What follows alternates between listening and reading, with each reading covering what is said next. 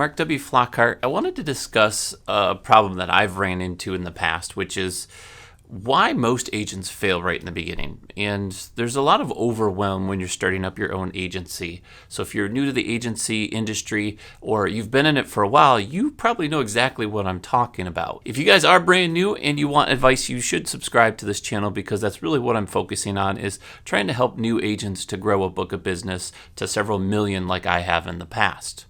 Now, let's talk about the reason you came here, which is the problem. So I wrote down a few things, and these are the main reasons why I found several agencies and myself to be unsuccessful at some point in my career. The biggest thing is you can turn it around. You can have a lot more energy drinks. That's part of the problem, right? You need more coffee and energy drinks. The first thing is you take too much advice from people that are building a business. And you got to be very careful, especially even in a network. If you're part of our network, there's a lot of guys that have built businesses and books of businesses in networks and whatnot, and they have different styles and formats.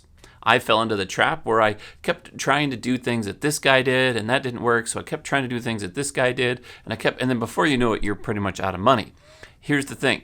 You got to look at what you're trying to accomplish. If you're brand new and it's just you're the only person doing it, you need to focus on building a book of business, not so much a business. Yes, you need them both, but some agencies are looking for, they're on their 10th employee, and they know they need processes, they know they need systems, their CRM has to work with multiple people, has to have a permission system. I could list about 50 other things.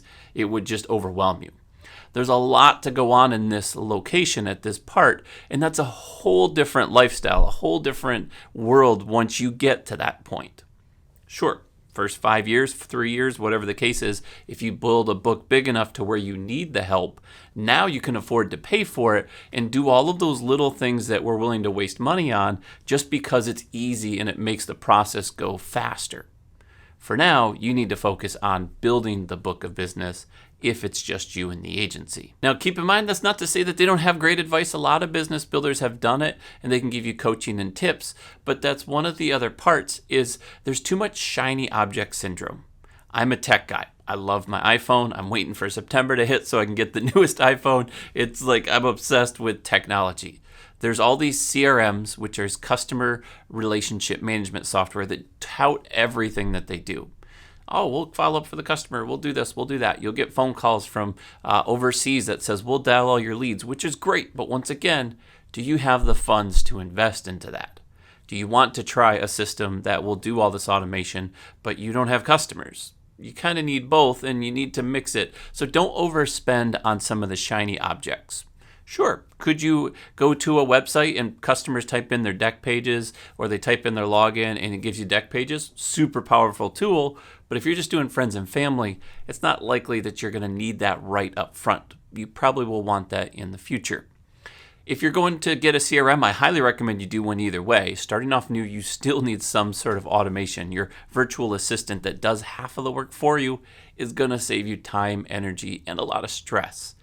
But overspending on that CRM might be the problem. There are some out there that are $300, they're $500 a month, and it's just not worth it. Not at the level that you're at. Honestly, if you spend more than $100 or $120 a month on your CRM, then you're overpaying, in my opinion. The system that we use is about $100 a month, and then we pay phone fees and all the extra stuff, so there's a couple dollars extra in there. It's well worth having the right system that doesn't go over the costs that you are with your growth plan. The third way is your marketing plan. You got to know what your marketing plan is. If it's word of mouth, then great. Go talk to people. Get out there. Door knock if you have to. Talk to friends. Talk to family. Talk to friends of family. Go on to Facebook and put a post out there that everybody starts liking and then contact them on that. You're going to find that if you're talking insurance, it's going to be a ghost town. People just kind of ignore that on the social media platforms. So there's different strategies that you can do, and that's a different video, but know what you're going to use as marketing. That kind of ties into the other part is know your budget.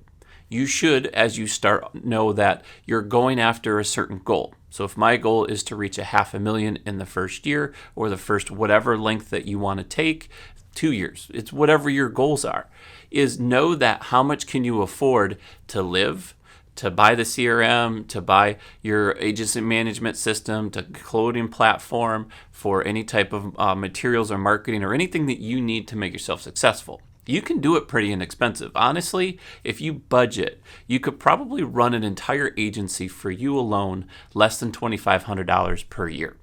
I'll probably make a video on that maybe. The next major piece that I fell victim to is forgetting how to sell. It's crazy. All the stuff that you learn, you start to learn people.